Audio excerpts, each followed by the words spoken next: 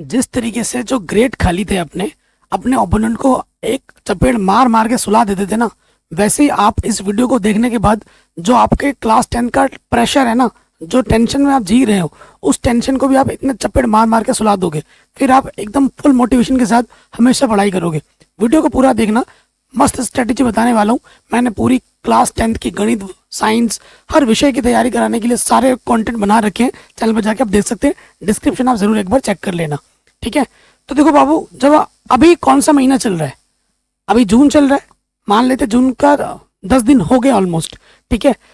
सबसे पहली प्रायोरिटी आती है जब आप सिलेबस पे अपने आते हो, क्योंकि सिलेबस सिर्फ खत्म करना हमारा टारगेट नहीं होता है। सिलेबस को खत्म करना है, हमें उसको रिवाइज करना है। उसके बाद हमें क्वेश्चन बैंक पढ़ने होते हैं, विगत वर्षों के प्रश्न पत्र करने होते हैं, मॉडल पेपर करना होता है। सारी तैयारी जब होती है तब जाके हमारे अच्छे नंबर आ पाते हैं, तब जाके हम एक टॉपर बन पाते हैं। टॉपर अपनी स्ट्रेटेजी तुमसे कभी शेयर नहीं करेगा। तुम्हारे आसपास का जो दोस्त है वही एक टॉपर होगा, ठीक है। अगर तुम उससे हमेशा पूछोगे ना, तो वो बोलेगा मैं आज पढ़ाई नहीं कर रहा हूँ, मेरा ये नहीं हुआ, मेरा वो नहीं हुआ। वो तुम्हें ऐसे दिखाएगा कि वो उसको कुछ नहीं हो रहा है, तुम जैसे हो वो भी वैसा ही है, ऐसा तुम्हें शो ऑफ करेगा। लेकिन वो अंदर ही अंदर घर पे जाके जबरदस्त तोड़ फोड़ तैयारी करता है, ठीक है। वो दिखावे की पढ़ाई नहीं करता। तो जब भी तुम्हें पढ़ाई करनी है, जी जान से पढ़ाई करनी है। और कई बच्चे बोलते हैं सर हम पढ़ते तो बहुत है लेकिन हमारे दिमाग में कुछ नहीं घुसता। जब आप पढ़ने बैठोगे और आपके दिमाग में इधर उधर की बातें चलेंगी, ठीक है, तो आप भाई 10 घंटा की आप 24 घंटे भी पढ़ोगे ना, तो भी कुछ नहीं घुसेगा। लेकिन कुछ बच्चे ऐसे हैं जो सिर्फ 4 से 5 घंटा ही पढ़ते हैं, कम पढ़ते हैं, लेकिन उसके बावजूद वो टॉपर हो जाते हैं। क्यों? क्योंकि वो जब भी पढ़ने बैठते हैं मन को शांत रखते हैं। पढ़ना है तो भाई दिल से पढ़ना है। जब पढ़ रहा हूँ तो मैं सिर्फ पढ़ूंगा, जब खेल रहा हूँ तो मैं सिर्फ खेलूंगा, जब मैं बकेती काट रहा हूँ तो मैं सिर्फ बकेती काटूंगा। लाइफ में हर चीज इंपॉर्टेंट है, ठीक है, ये ध्यान रखिए। जब जो चीज कर रहे हो उसको शिद्दत से करना है। पढ़ रहे हो तो दिल से पढ़ाई करो, उधर उधर की बातें नहीं आनी चाहिए। पहली चीज तो ये है। तो सिलेबस क्या है? क्या आप अपना सिलेबस जनवरी फरवरी तक खत्म करोगे? नहीं, क्योंकि फरवरी में तो है बोर्ड एग्जाम। फरवरी में क्या है? Board exam. तो आपको अपना सिलेबस नवंबर के, देखो नवंबर के 15 तारीख तक, 10 से 15 तारीख तक खत्म कर लेना है, ठीक है। अब आप बोलोगे भैया सिलेबस किससे खत्म करना है? तो सिलेबस आपको पहले खत्म करना है इकलौती बुक एनसीईआरटी से, ठीक है। कहाँ से? एनसीईआरटी से।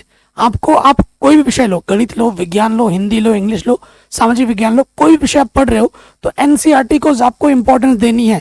आपका पूरा पेपर लगभग एनसीईआरटी से ही बनेगा, एनसीईआरटी सिलेबस से ही आएगा। सिर्फ एनसीईआरटी पढ़ के भी आप बोर्ड एग्जाम को फाड़ सकते हो, टॉपर बन सकते हो, ठीक है। इधर उधर के बुक्स के चक्कर में मत रहना। आपकी पहली नंबर 1 प्रायोरिटी होगी आपकी एनसीईआरटी किताब, और कोई दूसरी नहीं, ठीक है। एनसीईआरटी के साथ साथ जो अगली किताब आपकी इंपॉर्टेंट होती है वो होती है क्वेश्चन बैंक। लेकिन जो नई वाली क्वेश्चन बैंक है वो अभी मार्केट में नहीं आई होगी। देखो पुराना सिलेबस वही है, इस साल का सिलेबस भी वही है। तो जो टॉपर वाले बच्चे हैं ना, वो नए वीडियोस का वेट नहीं करते कि सर नया वीडियो डालेंगे तब जाके हम पढ़ेंगे। नहीं, टॉपर वाले तो चुपचाप है, उनको पता है कि भाई सिलेबस ये है, सर ने पूरा बड़ा रखा है, लिस्ट बनी हुई है, मैं तो यहाँ से फटाफट करूंगा, इंपॉर्टेंट बने हुए मैं यहाँ से करूंगा। तो ये जो एनसीईआरटी है, जो क्वेश्चन बैंक है, वो हमने ऑलरेडी वीडियो सोल्यूशन बना रखा है, तो चैनल पर जाकर देख सकते हैं। अगर आप यूपी बोर्ड से हैं, अगर आप बिहार बोर्ड से हैं, एमपी बोर्ड से हैं, राजस्थान बोर्ड से हैं, आप किसी भी हिंदी मीडियम बोर्ड से क्यों ना हो, यही चीज चलती है। आपका सिलेबस एनसीईआरटी बेस्ड है और यही चीज है। तो आपके बोर्ड का जो भी क्वेश्चन बैंक है, जो पुराना वाला है, उनसे ले लो। अगर वो पैसे मांग रहा है तो आधे पैसे दे के भी ले लो, आपका भला हो जाएगा, ठीक है। तो कैसे पढ़ना है? जैसे आपने कोई भी विषय लिया, जैसे गणित लिया या विज्ञान लिया, एनसीईआरटी पढ़िए। एनसीईआरटी पढ़ने के बाद एक बार उसी चैप्टर को एनसीईआरटी से ही रिवाइज कीजिए। उसके बाद उसी के साथ साथ उसके क्वेश्चन बैंक के क्वेश्चन लगा लीजिए। क्वेश्चन बैंक क्यों इंपॉर्टेंट है, मैं क्यों इतना बोलता हूँ? क्योंकि क्वेश्चन बैंक में क्वेश्चन जो होते हैं एमसीक्यूज है ना, सब्जेक्टिव प्रश्न, 1 नंबर के, 2 नंबर के, 4 नंबर के, 6 नंबर के, 8 नंबर के, 5 नंबर के, सारे व्यवस्थित तरीके से होते हैं। कौन सा क्वेश्चन कब कब आ रखा है वो सब कुछ वहां पता लग जाता है, ठीक है। ये कंटेंट हमारे पास ऑलरेडी अवेलेबल है। हमारे जो हमारा जो प्ले स्टोर में एप्लीकेशन आ चुका है, वहां पे आपको ये सारी चीज पीडीएफ में मिल जाएंगी, ठीक है। तो सबसे पहली चीज आपको सिलेबस अपना खत्म कर देना नवंबर के 10 तारीख तक, ठीक है। और उसके बाद नवंबर और दिसंबर, ठीक है, आपको रिवीजन करनी है। आपको क्या करना है मेरे भाई? रिवीजन करना है, ठीक है। ये स्ट्रेटेजी रखनी है। मैं पूरा आगे का बता रहा हूँ, रोड मैप। रिवीजन करना। रिवीजन क्या करना है, जो आपने एनसीईआरटी पढ़ा है, जब भी आप पढ़ रहे हो, जब भी आप पढ़ने बैठोगे तो नोट्स जरूर बनाने हैं। कई बच्चे हैं इधर का नोट्स खरीद रखे हैं, उधर का नोट्स खरीद रखे हैं। नोट्स खरीदना इंपॉर्टेंट नहीं है, खुद के बनाए हुए नोट्स ज्यादा इंपॉर्टेंट है। सेल्फ स्टडी बहुत इंपॉर्टेंट है। आप स्कूल में पढ़ रहे हो, आप कोचिंग में जा रहे हो, आप यूट्यूब से पढ़ रहे हो, उसके बावजूद देखो यूट्यूब से पढ़ना सेल्फ स्टडी में ही आता है एक तौर पे, ये ध्यान रखिएगा। सेल्फ स्टडी बहुत जरूरी है, ठीक है, सेल्फ स्टडी बहुत जरूरी है। जो बच्चा सेल्फ स्टडी जितना ज्यादा करता है, अपने अंदर के डाउट्स को वो उतना ही दूर करता है, उतना ही वो निखर के आता है, ठीक है। आपने कोचिंग सारे विषयों की लगा रखी है और सोच रहे हो मेरी तैयारी हो रही है, नहीं। आपको कोचिंग के अलावा, स्कूल के अलावा घर पे आके कम से कम 4 से 5 घंटे पढ़ना है, सेल्फ स्टडी करनी है। और आज के ज़माने में भी आपको कोचिंग की जरूरत पड़ रही है तो भाई क्या ही बताऊं, आप पैसे ही वेस्ट करो अपने मम्मी पापा, और कुछ नहीं, ठीक है। सिलेबस बता दिया कब तक करना है।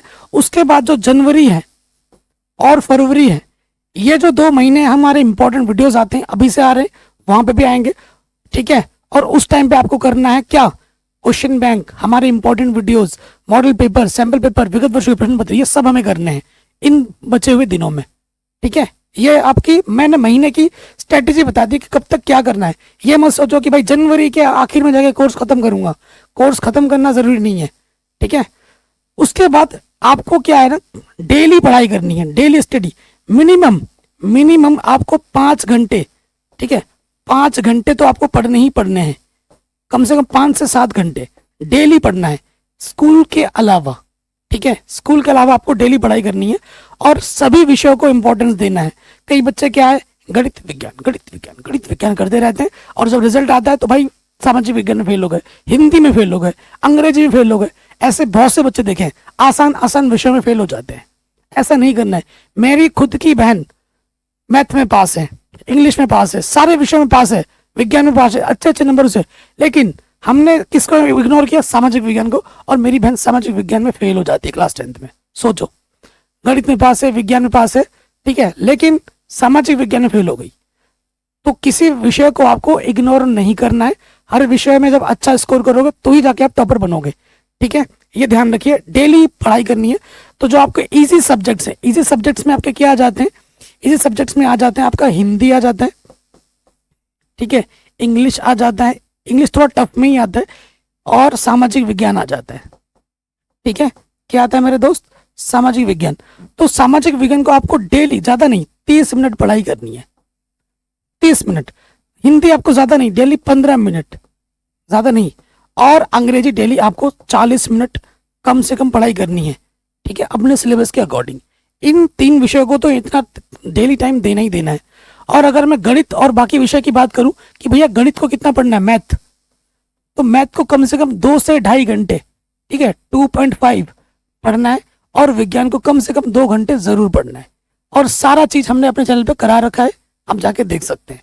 पूरा एनसीईआरटी पढ़ा रखा है, क्वेश्चन बैंक करा रखा है, इंपॉर्टेंट क्वेश्चन करा रखा है, चैप्टर वाइज, ऑब्जेक्टिव, सब्जेक्टिव, हर चीज आपको यहाँ पे free of cost quality content मिल जाएगा। प्लीज जाके जरूर देखें, ठीक। ये चीज होगी। आगे बात करते हैं, जब भी आप पढ़ाई करने जा रहे हो तो संगति का बहुत इंपॉर्टेंट रोल होता है, डिस्ट्रैक्शन का बहुत ज्यादा प्रभाव पड़ता है आप पे।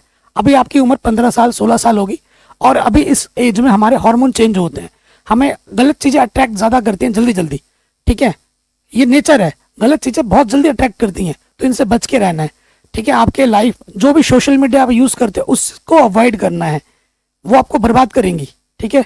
तो ऐसे दोस्तों के साथ नहीं रहना जो बोले भाई चल इधर घूम के आते हैं, आज छुट्टी मार लेते हैं, आज यहाँ चलते हैं, आज खेलने चलते हैं। और कोई दोस्त अगर तुम्हें ये भी बोल रहा है कि ये चैप्टर बहुत टफ है, ये चैप्टर बहुत कठिन है, मुझसे नहीं हो रहा तो तुझसे भी नहीं होगा, तो भाई ऐसे लोगों से दूरी बना के रखनी है। वो तो बर्बाद होंगे ही, तुम्हें भी लेकर के डूब रहे हैं, ठीक है, उनसे दूरी बना के रखो। तो जितने भी डिस्ट्रैक्शन है उनको अवॉइड करना है, गलत संगति से बचना है, ठीक है। मैं सेल्फ स्टडी की बात ऑलरेडी कर ही चुका हूँ, ठीक है। सेल्फ स्टडी बहुत जरूरी है, जो भी आप पढ़ाई कर रहे हो, ठीक है।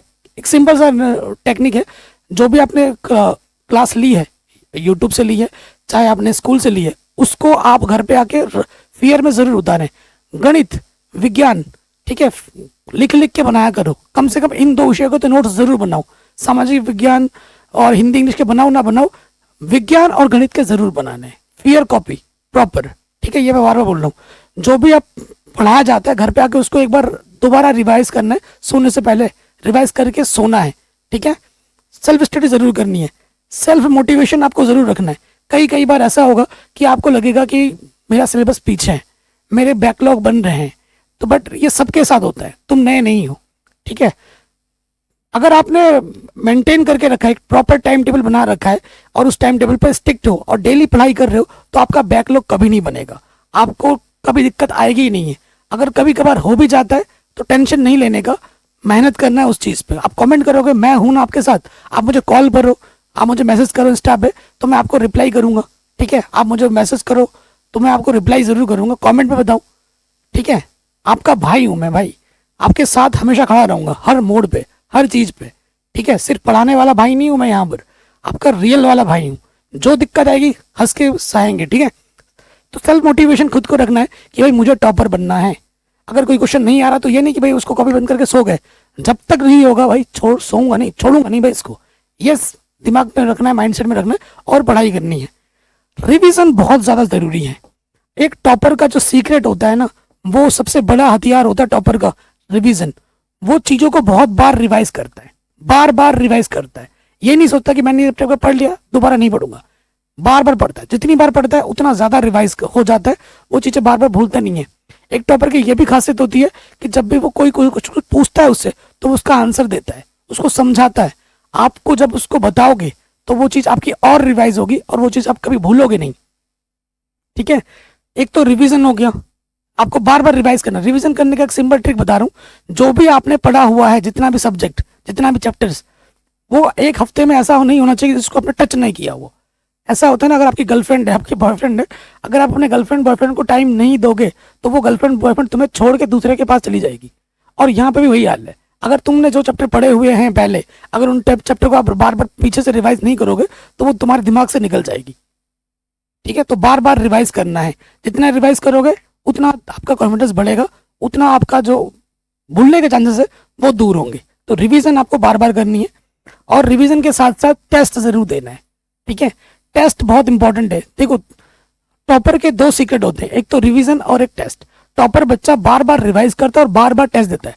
टेस्ट दो प्रकार से आप दे सकते हो, एक टेस्ट दे दिया, चैप्टर वाइज टेस्ट दे दिया, जैसे ही कोई चैप्टर खत्म हो गया उसका टेस्ट दे दिया, फिर 2-3 चैप्टर का मिला के टेस्ट दे दिया।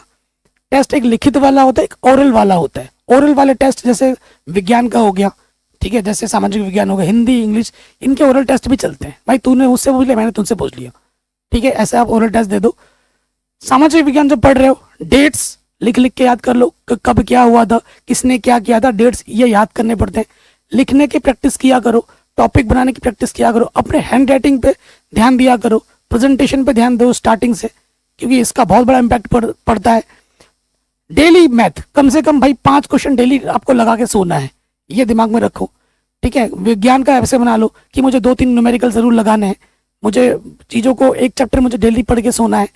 ऐसा एक अपना टारगेट बना रखो, एक गोल बना लो और उस गोल के पीछे लग जाओ, ठीक है।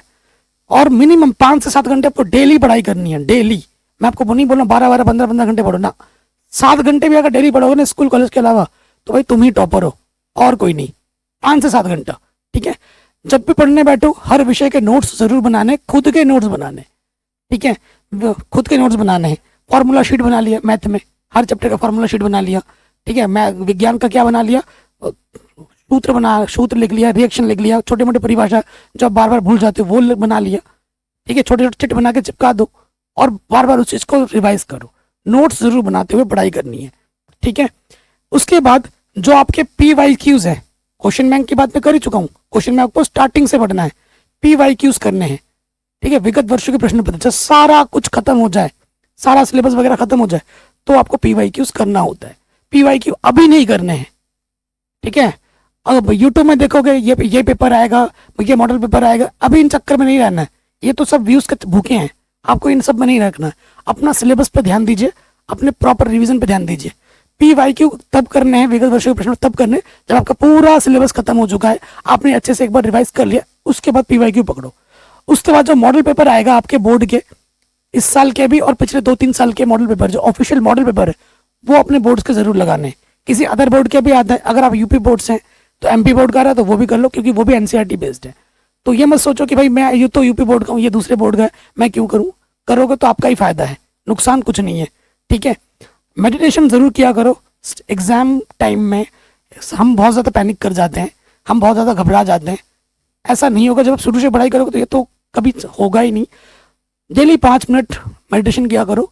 ओम जो है ना, पावरफुल एक नाम है ओम, ओम का जाप किया करो डेली 5 मिनट, आंखें बंद करके रिलैक्स किया करो। जो भी आपके पसंदीदा लोग हैं अपने जीवन में, अपने मम्मी पापा भाई बहन रिश्तेदार दोस्त, उनसे डेली कम से कम 5-10 मिनट बात किया करो। डेली घूमा फिर करा करो। डेली थोड़ा इवनिंग वॉक पे चले गए, घूमने चले गए, यहाँ वहाँ, है ना, एक जगह पे बैठे नहीं रहना है। ठीक है, पढ़ाई भी जब भी करोगे तो थोड़ा बीच बीच में रेस्ट लिया करो, पानी पी लिया, थोड़ा घूम लिया। पढ़ाई को एंजॉय करके पढ़ाई करना है। पढ़ाई को प्रेशर के लेके, प्रेशर कुकर की तरह नहीं पढ़ना है, एंजॉय करके पढ़ना है। ठीक है, स्ट्रेटेजी बना के पढ़ाई करनी है।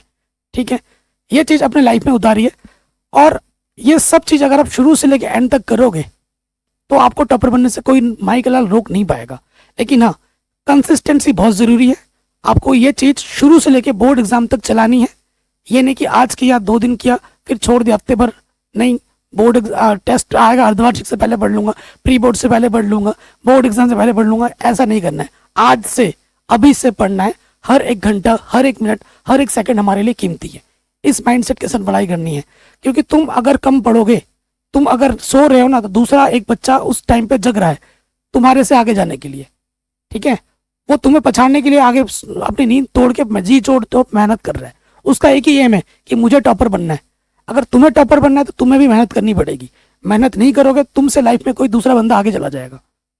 ठीक है ना, तो एक प्रॉपर टाइम टेबल बनाओ। अगर आप बोलोगे भैया एक टाइम टेबल भी बना दो, तो उस पर भी एक सेपरेट वीडियो अलग से बना दूंगा। ठीक है, कि किस टाइम पे क्या क्या पढ़ना चाहिए। बाकी इस वीडियो को हर जगह शेयर करो, डिस्क्रिप्शन जरूर देख लेना, और प्लेलिस्ट जरूर चेक करना। हमारे चैनल पर अगर आप नए हो तो प्लीज़ सब्सक्राइब करें, जो कि बिल्कुल फ्री है। अपना प्यार और सपोर्ट हमें ज़रूर दें। जय हिंद।